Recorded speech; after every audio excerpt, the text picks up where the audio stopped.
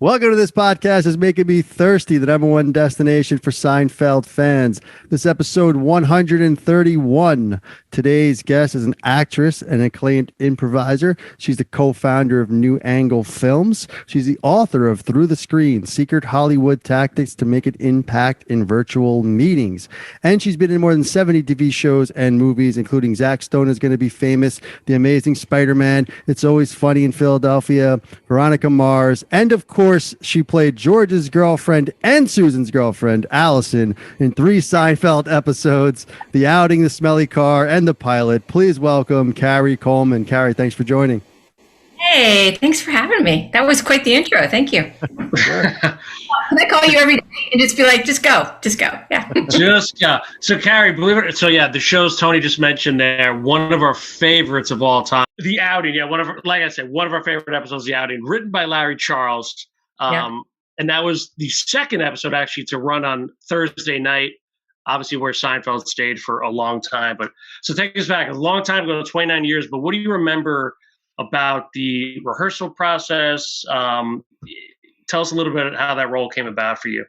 Sure. That was the first of the couple episodes I did on the series. And if I'm remembering correctly, I got the audition at the last minute. It was one of those ones I'm not sure that if they had written the character in later on, but I got the audition and then boom, had to go. Like it was literally that day. So I jumped in some clothes, went down to audition, and because it was so last minute, whoever got the job was going to go right to work. So it usually doesn't happen this way. Usually you go and you audition and then you leave, right? And then you either get the job, or you don't get the job, and then you show up in a couple days. This was like, we all auditioned and then we had to sit in the room. And then Mark Hirschfeld came out and he's like, okay, ladies. And, we all knew each other. I mean, everybody that, when you audition with them. And so then I got the part. And I went right to work. I like walked right on over, and it was just like, boom, here we go, which is, like I said, highly unusual. And and the audition was fun, super fun, because I think Larry Charles was in there. Larry David was definitely in there. And I just remember auditioning for him it was so much fun because a lot of times he doesn't look at you. So he's listening, right? And he's like this, right? And he's got his head down, he's listening. And then I read through it one time and he's like, yeah. Okay, take the sex out there. No, don't be sex. Just take that out there. And then keep going. Okay, yeah. So he was like, yeah. So he was very funny. And when I first read it, the part, my audition was the scene with George in the car where he's saying, he's saying that he's gay. No, yeah. And then he's trying to break up with me, and I say I'm gonna kill myself or whatever it is I'm saying there. So that was the audition scene, and I read it, and I was like, oh well, this is like awesome. You got to go big or go home here on this one. So I was like, we did it, and it was. I just remember how much fun it was in the room, and so. That's what I remember about that. I mean, you definitely bring it, like you said, the go big or go home. I mean, it's one of the more emotional performances of any of the women in any of the Seinfeld. Really, to be honest with you, it's very emotional. You get really into it. Curious at that point, like when did you find out you were doing that mini arc that you mentioned, the 3 episodes? At what point were they like, you're going to be in another one and another one even? Like, is that brought up at all during the first during the audition or during the first episode? No, it wasn't until they called me. I was like home in my apartment and my phone rang and it was Larry Charles. And he's like, hey, I want you to come in and do this other episode. And I was like, oh, okay. Yeah. So no, it wasn't. Sometimes when you audition for a role, it'll say possible recurring, or they'll say it's going to be a 6-episode arc or something like that. But no, it was just one at a time. Yeah. And, this is early on in your career. Obviously, you did In Living Color, a couple spots with Married with Children, but this was Seinfeld Thursday night. I mean, just take us a little bit back into that mindset. I mean, you mentioned like some of the people you auditioned with, you knew them, you knew the circuit, right? But was Seinfeld at that time in your mind like the show? I know it was literally just taking off, but it was still on an upward, wasn't it? At that point, I think. Yeah. I mean, but of course everybody knew it, and I knew it for sure. I had seen Jerry, seen his stand-up because I was with a group. We're an improv group, and we used to play at the Laugh Factory. So everyone comes through, you see everybody. I'd seen him for sure, and but yeah, no, it was of course it was a big deal, and it was huge, and it was super exciting, and working on that show, I will say it was still. And I think it maintained it. I think they've all talked about this too, because when it first started out, everyone left him alone because I don't think that they thought it was going to be a hit, right? I mean, people have told stories about it. So, usually when you're doing a sitcom, there's a lot of people on set all the time, and you're constantly doing, read-throughs, and you're constantly doing run-throughs for everybody, and there's changes all the time. And this was really Jerry and Larry's show. And what made that great is it was just playtime. It was super fun. I knew that after I got the part, I knew that they thought it was going to be a really funny scene with George, with this character that they'd written to put in the car with him. Right. And they couldn't wait. So they're like, no, we just want to just get Jason down here. We just want to read it. Let's just put you in. So they put us in 2 chairs. Right. And just to run through it for people because they were so excited to to see it. So that was really fun.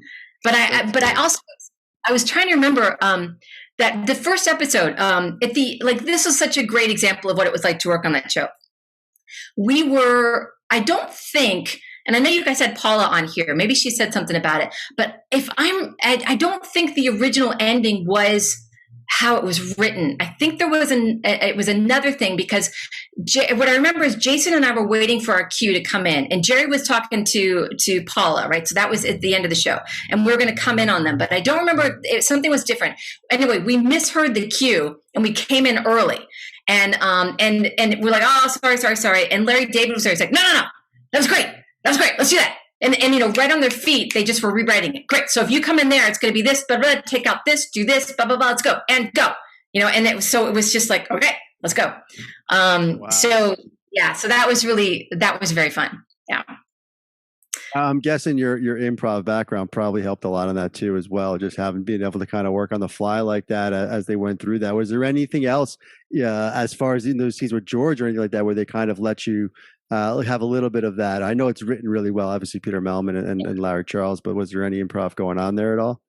No. It's just written so well. You just don't need. The only thing they let you do is just sit in the moment of it. Sit in the emotion of it and play it. Which is so much fun. And then you just get to do it. And it wasn't written at the end of the show when what's the name? He tells me he's buck naked. That's his. Then you get turned on.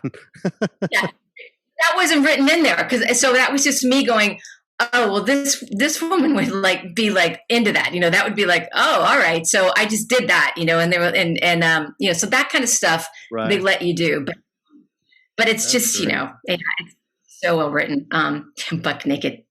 And then I remember also going into wardrobe, and there was a little mention that they kind of wanted me to look like a little like Glenn Close in Fatal Attraction, right? So, because I'm a little like aggressively something in that show, right? The character Allison is. So they, with my hair, I know I had huge, curly hair and stuff like that. And that kind of big sweater thing that I'm wearing at the end. It's like a thing. So that was the look. They wanted me to look a little bit like her, which, it's all right. Yeah. So, there's a little intimidation there for sure. And to your point, the show starts off with a bang, like you yelling, I don't want to live. And you're repeating that, right? You're killing me, you say to Jason. Just boom, right out of the gate. But to be a part of that show, the outing, and that show lives on, right? Not that there's anything wrong with that. Such an impactful show and such a just incredibly written show, right? Could be written today. We talk about that. Who knows? But I think that was the beauty of Seinfeld and kind of, weaving that, subtlety on a network television show, right? But that show packed with, you mentioned it, Paula Marshall was on that show, Barney Martin, Estelle Harris. Did you connect with any of those other kind of side characters during the week? I'd kind of love to hear about kind of day to day that week on the outing. Yeah, when you're working as a guest star, you definitely you talk to everybody, and but everybody also in the cast was so welcoming and so nice. I mean, Jason is he's incredible and he's amazing. And, you couldn't ask for anybody better to work with than him. He even, I had gotten the part over a friend of his who had come in to read for it. So that was one of the first things he said to me. He was like, you got this over, my friend. And I was like, oh, wow. But he was really, he was just always really terrific. And, just Julie Louis-Dreyfus is, what an amazing actor she is. And Michael Richards, they were all very, very, welcoming and fun to talk to. And Jerry was always on set. And it was always, it was never a feeling of, oh, we're done now. And now we're going to all go back to our trailers and, separate and then come back just to get the job done. It was people hanging out on set, people talking, grabbing lunch together, grabbing food. So yeah, it was a good atmosphere. Yeah. And you mentioned, after the first episode wraps, the outing, you get a call from Larry Charles to say, come back for the Smelly Car, which was written by Peter Melman, but I guess they probably intertwined that story where now you're back and you run into George and Susan in the diner, and you and Susan sort of connect. Right. That must have been fun, and just to kind of know, like, oh, they must have really liked this character. They're bringing you back.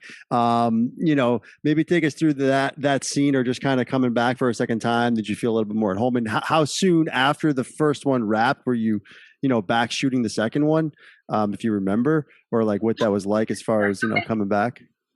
Yeah, I don't remember how many episodes are in between those two. I don't know. Between that and the Smelly Car, it was 2 months. So February 11th, the outing aired, and then tax day, April 15th, Smelly Car aired. Okay, so it's probably about that time, yeah, to go back. It was very fun to just be welcomed back and be like, hey, Kari, so people know you. And then I just remember we got it up on his feet and we went into rehearsal, and I come out of the bathroom, right? And there was like an extra who was standing there like on the phone, and I was just like irritated with him and the character. And so Jerry came up to me afterward and he said, the writers are all talking about how you just have that typical New York vibe where you're just like irritated with everyone. I'm like, all right, I guess that was a good choice to make, right? That was a very fun thing to do, to like stand there with Heidi and do that thing over Jason where he's just like looking back between the two of us. Yeah. And somebody told me, and I don't know if this is true, but somewhere that we're written up, because evidently what they told me was that was the first time on network television that a same-sex lesbian couple was portrayed, where it wasn't a drama. So we were the first time it was a comedy, because it was before Ellen had come out and all of that. So I don't know if that's true or not, but I was like, that's kind of cool. Wow. Yeah. I'm thinking Ellen was, remember Roseanne, that what time, or Newsweek was like 97? This was before Roseanne too, probably, right? I think Roseanne may have done it at some point in time, but either way, it's definitely one. I mean, and that's the pilot too, where you guys are definitely together, not just the second episode. Now you're back for the pilot, where you're arm in arm watching George and laughing, and you look so. And it's funny because your character in the other two episodes, like you mentioned, had this angst and had this, emotion, and was kind of gritty and yelling all. But then that scene with Susan, you look very happy, content, you're relaxed, and you're watching the pilot. It's great. Yes. Susan and I are very happy to this day. We always wonder. Yes, exactly. That was a heat alert that just went off on my phone, by the way. That was a heat alert. Good grief. Oh my gosh. It's hot in California, folks. Mm-hmm. So you mentioned Larry David earlier, and you were in Sour Grapes. I was. We'd love to hear a little bit about that experience, and just like overall Larry, like how Larry was on Sour Grapes for Seinfeld. I mean, and you coming in, you didn't really know who Larry David was, right? On Seinfeld as a young actress, and obviously we know who he is now. But we'd love to just hear your thoughts on kind of Larry David, before he was Larry David, if you will. No, there was never before he was Larry David. He was always Larry David. Sour Grapes was, that was another thing. Mark Hirschfeld just called and said, hey, do you want to come in for this? And I was like, yeah, sure. And then I got on set, and it was fun because it was Larry this was his world, completely his world, and it was just that that one little scene, but completely the same kind of tone that he always has, where you're kind of having animosity towards each other and things like that. But yeah, Larry is so good at he's like a surgeon, when it comes to cleaning out everything you don't need. And that was like it was, when I auditioned for him. And, I to say, because now I'm remembering, because I came in and I did the second scene too, where I come back, and this is the time that George is going to tell me that he's gay, and because he's trying to get rid of me. And so I came in really heavy with the, the sex kind of stuff, and that was when he was like, no, do it without that. So he was just, he's a master at that. And it was the same way on the movie. I just remember it was that little scene, and he just stands very close. He doesn't go very far away. And he's just right there because he hears it, and he can see it. So yeah, it's very fun working with him. Very fun. He was, when we were shooting the pilot, right, when everyone was, and it was all on the soundstage, and everyone's set was set up. So everyone had their own little vignette. You remember, because they went around and they showed it. Oh, that's great. So you all were there together? Yeah. I mean, at different times, of course, but right. There was some, I don't remember who else was there, but they had all the different sets set up. And so Heidi and I were hanging out on the set waiting, and the two of us were sitting on the couch together. And, and Larry came over and he's like, well, look what George missed out here. So, Menage a trois, right? Right, yeah. That's great. Yeah, I mean, you touch, I mean, we'd be remiss. I mean, your resume went over it earlier. I mean, your resume speaks for itself with, starting with Living Color, and then, working with Brian Regan and Bo Burnham, and It's Always Sunny.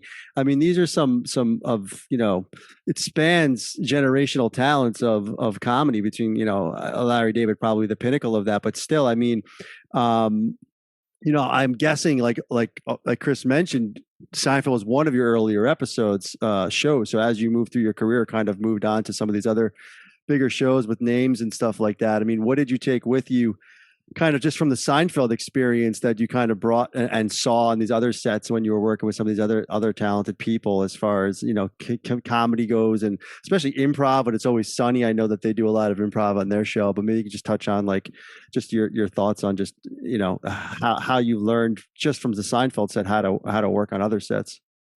Well, like I said, the writing was so good on Seinfeld that it wasn't a matter of trying to make anything better or try to make something work. And you also trusted that they knew if something wasn't working, they knew how to make it work, and they knew it wasn't working. So if something was like, you didn't have to worry about that. Whereas sometimes when you work on other shows, something's fallen flat and you're going, wow, I don't, is anyone paying attention to this? And usually, everyone is, but it's like, sometimes you don't have that same level of trust that you have, that you had on Seinfeld. But what I think what I took with me mostly is, I think it's just the energy of that show, and knowing that, they kept it so it crackled, on that set, even in rehearsal. And I think part of that was because they had such a good connection, the cast did, but it didn't ever stray far away from who they were, and who they were together as just people in general. And so it was a fun set, and it was really fun to be on. And so realizing that going forward onto other sets, if you're not getting that same feeling, you can make it yourself, reach out, talk to people, find that connection with someone, find that energy that you need. Cause without that, comedy's a little tough.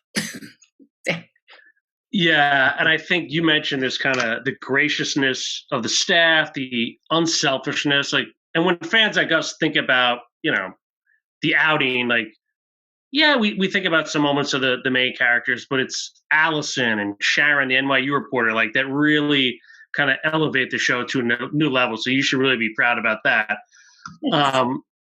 So you're from Kentucky originally? I am from Louisville. Yeah. Louisville, Kentucky. So how's a girl from Louisville get on Seinfeld? First, In Living Color, which is a brilliant show. Tell us a little bit about how you kind of got your start. I guess in the business, but specifically in Living Color, if that was your kind of first gig. Yeah, that was one of the first ones. I mean, the first sitcom I did was Married with Children. That was the very first one. That was a learning experience too, because I remember I went in the room and read for it, and I'm this reporter, and it's a whole thing about there's a beer tax that's going on, and so there's a riot in the streets over this beer tax, right? So I'm reporting on this, and I remember in the audition I did it, and then I could tell I was like, oh, that wasn't what they wanted, and so I asked, I said, is there anything that you'd like to see differently? And the writer, I don't remember who it was. She was a woman in the room, and she said, remember there's a mob that's standing right in front of you and all around you. And I was like, I hadn't realized that when I read the script. I'm like, oh, okay. And that was just like, oh, right. And that just leaves this whole thing of like, you're trying to be really cool because there's these people that are all around you and you just don't know what's about to happen. So it just made the whole thing work. And so, yeah, from that, I learned to always ask questions, to say, hey, is that what you wanted? Or you want something different? But then, yeah, In Living Color was, somebody sent that to me recently, actually. One of the sketches I did with Jim Carrey, which is so politically incorrect. Oh my gosh, he actually like knocks me out and takes me back in the cockpit of a plane to do, something with me. Yeah. It's one of those things that's like, speaking of things that don't age well, it's like, wow, that one did not age well. Yeah. But that was, I just auditioned for it. I went in and auditioned, and then I ended up getting a couple episodes of it, just as, to do some bits with them, do some sketches. And so, and then just things started going from there. And, I joke that you do, like in my 20s and my 30s, it's like you're doing all kinds of, I was doing all kinds of sitcoms, and you end up playing everyone's girlfriend, everyone's wife, everyone's date, that kind of thing. And then you hit 40 and you start to cry on all the dramas. So that's what happens. It's like, then you become, then it's like, I was going to put together a short reel actually of all the times that I've cried on network procedurals, and it's like, oh, this is crying because your whole family's disappeared. And now this is crying because, your fiance's in the hospital and like, who's going to take care of the kids? And then this is crying because, oh, this one's really bad. Someone's dead, crying, So it's just like you go through all of that. So yeah. Well, in Seinfeld, you cried because George was breaking up with you, right? So you did both. You did a comedy and a cry. So that was, you got the both there, which is great. That's my thing, I guess. I cry. Yeah. That's great. So tell us a little bit about improv theater. Oh yeah. And I'm curious because I watched some videos, and I'm curious if there's a way we could tie Seinfeld into improv theater. If there's any way to like improv certain scenes or like classic scenes, but I'd love to kind of hear a little bit about kind of what you guys are doing at Improv Theater, because it looks great. Yeah. It's a theater that I helped start like 1 billion years ago now. And we do narrative long form improvisation. So we all came from, playing like short, whose line is it anyway kind of games, right? That kind of thing. And we were all actors as well. And so we wanted to do something different. And we wanted to take improvisation out of, like little small clubs and, and little hole in the wall places and take it into, big theaters. So we started doing long pieces, narrative pieces. So if you came to one of the shows, like we improvise Chekhov, and we do, we do Jane Austen, and we do Tennessee Williams, and we do Twilight Zone, and there's just and we do Sondheim, we do musical. But if you came to one of the shows, it's in a big theater, and there's a set, and everyone's in costume, and it looks like a play, but it's completely improvised. So the characters come out at the beginning, and they get a suggestion to start, and they go all the way through the half, and then they come out after the half, and they ask which characters you'd like to have start the second act, and then they start again, and then they finish it all. So it's performed like an entire play, but it's improvised. And I would say tying it into any kind of acting, anything at all, it's auditioning. I mean, because you improvise the most when you audition. And that's when it just comes into play, and it's just such a great thing to have in your tool bag. But also there are sets when improvising is okay, and when you do improvise. And so if you can do it, it's just always such a great thing to be able to do, especially if you're playing with people that are also able to do that. And then you can really have fun. Right. I would imagine that's what It's Always Sunny was probably like, right? Working with them. Mostly on Always Sunny, I had to just keep from laughing because it was, they had that bike. Do you remember the bike in this episode? Yeah. Like, I don't know if you remember the bike, but the bike, yeah, I was just like, oh. And yeah, they run like mad. They just go, and take it to the nth degree, like take it as far as you can go and then some, and jump off the cliff with it. And then they go back and edit it and see what they can, what they can get away with. It's awesome. Yeah. Right. That show is to work on. Yeah. Yeah. So you mentioned, I just picked up on, you mentioned, you improv the most during the audition. I guess that's because you don't have the full breadth of everything, right? So you're kind of working on the fly and figuring things out. And it sounds like it did help you on the Seinfeld edition. I know we talked about it, but I'm guessing you did, working with Larry and him telling you kind of things right then and there. You had to kind of improv right on the set. So I guess, to your point, that's it's definitely valuable. Yeah, especially with the Seinfeld way. Yeah. It keeps you, improv keeps you in the moment too, because you have to stay present because that's all you've got, right? It's the present, and it keeps you connected to everybody on stage. So it makes you very facile so that you can change like that, and it's not a big deal. And especially with sitcoms, a lot of time you're taping in front of the live audience and you've got the joke line and it lands a little flat or it isn't what they want. And the writers are they huddle, boom, boom, boom. And then they come out and they pitch you 2 lines to try. They want you to try both of them. So then you run the whole scene again, no rehearsal, and you just try the new line, the new laugh line. And then if they like that one, we go on. If they don't like it, you do it again and you try the next line, right? So it's it's a good skill to have. And Jason would come to our shows, would come to improv shows a lot. So it was nice to see him over the years. He would show up at some of them and be very supportive. And his son was very interested in improv, so that's why the two of them would come. So nice, that's awesome. I mean, obviously you guys had a great connection on set with Seinfeld, and that obviously carried throughout your career. And it's funny, another fun fact, you're the only person to date, right, both George and Susan. Oh! On Seinfeld. Yeah, right. That's a fun fact. No one else. So we a lot of guest stars talk about, like I said, the unselfishness and the fun they had on the set. Do you remember going to the season 4 rap party? Yeah, it was at a bowling alley. Yeah, it was and we bowled. It was for fun. Yeah. Yeah, who's a good bowler? About that bowling party? How does Larry Charles roll? Good, and Peter Melman, heck of a bowler. Heck of a bowler. Yeah. So I guess throughout your career, I mean, obviously you mentioned some of the shows you're on, Jamie Foxx, Philadelphia, but Seinfeld's got to have a special place in your heart. Are you most recognized from Seinfeld? Or I know you've done a lot of Spider-Man movies. Obviously, the new Zach Stone, not new, it's been around for quite a while, but it's taken off now on Netflix as well. What are you kind of most recognized for, or what are you most proud of to follow that? Out of all of it, I'm really proud of Seinfeld. It was just so much fun, and what's really funny is not funny, but it's interesting is that it's had this resurgence. Right, a lot of younger people are watching it. I have 2 teenage daughters, and they started watching it, especially during quarantine.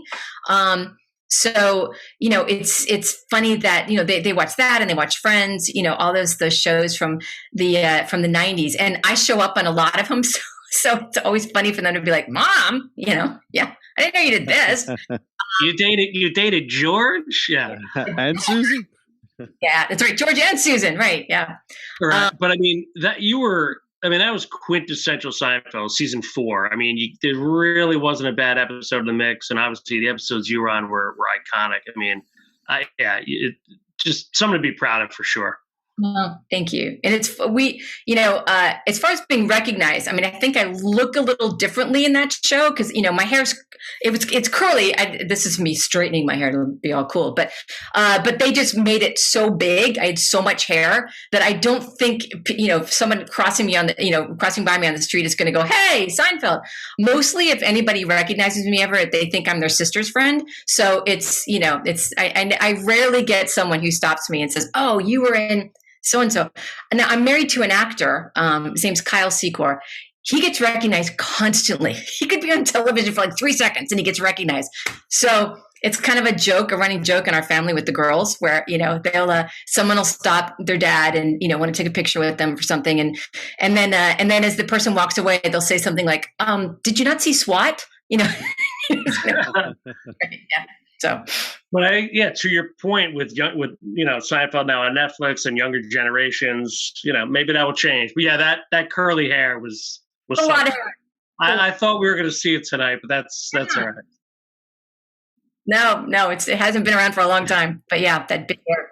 That's when you're on TV in the 90s, it's a lot of hair. There's a lot of hair happening. So, yeah, it seems to be the theme. I have one more question. Just thought of it. When the pilot, I know you mentioned there was like each sort of anyone the recurring characters who were watching the pilot sort of had their set up, right?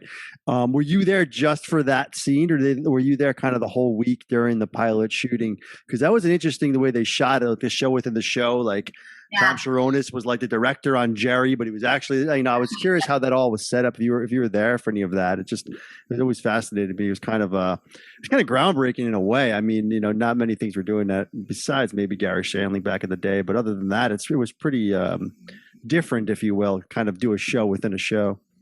Yeah. If I'm remembering correctly, we like Heidi and I just showed up for that bit, right? Because they took a day to just shoot those inserts. And that was when they were all, we were all on the same soundstage, all the different little, like I said, the little sets for it. So I don't think I was there for any of the other part of it. I don't think so. Yeah. Trying to remember. Yeah. So. Well, it was clearly an incredible run. I'm just thinking off the top of my head, like the only recurring Jerry girlfriend that lasted more than one episode was Melanie Smith, Rachel, who was what season? That was season 5.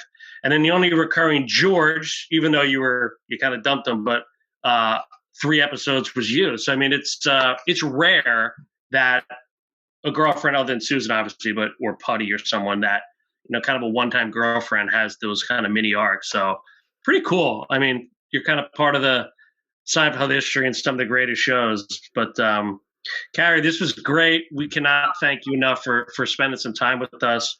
You guys you're doing a lot of cool stuff. The Improv Theater sounds awesome.